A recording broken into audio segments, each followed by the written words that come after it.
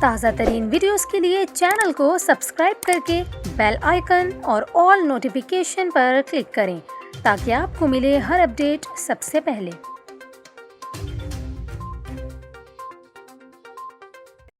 اور ابھی آپ کو بتائیں، کینیا میں قتل ہونے والے صحافی اور senior T V anchor person Arshad Sharif کی لاش سے پاکستان میں پوسٹ مارٹم کے دوران گولی کی برآمدگی نے حکام کو حیرت میں مبتلا کر دیا اور نیروبی میں ہونے والے پوسٹ مارٹم کو مشکوک بنا دیا۔ رپورٹ کے مطابق اسلام آباد کے پنز ہسپتال میں ارشد شریف کے پوسٹ مارٹم کے دوران میڈیکل بورڈ کے ارکان کو ایک دھات کا ٹکڑا ملا جسے بعد میں گولی قرار دیا گیا۔ ذرائع نے بتایا کہ حکام نے ارشد شریف کے سینے سے برآمد ہونے والے دھاتی ٹکڑے کی فورینزک جانچ کرانے کا فیصلہ کیا ہے۔ انہیں امید ہے کہ اس سے یقینی طور پر اس واقعے میں استعمال ہونے والے ہتھیار کی نوعیت کا تعین کرنے میں مدد مل سکتی ہے۔ ذرائع کے مطابق SOPs کے تحت پوسٹ مارٹم کے بعد کبھی بھی گولیاں جسم کے اندر نہیں چھوڑی جاتی اور اس کی برآمدگی نے نیروبی میں حکام کی جانب سے کیے گئے پوسٹ مارٹم کو مشکوک بنا دیا ہے۔ انہوں نے یہ بھی کہا کہ اب گولی کو جسم سے نکال کر فورینزک جانچ کے لیے تفتیش کاروں کے حوالے کر دیا گیا ہے۔ اس جانچ سے قتل میں استعمال ہونے والے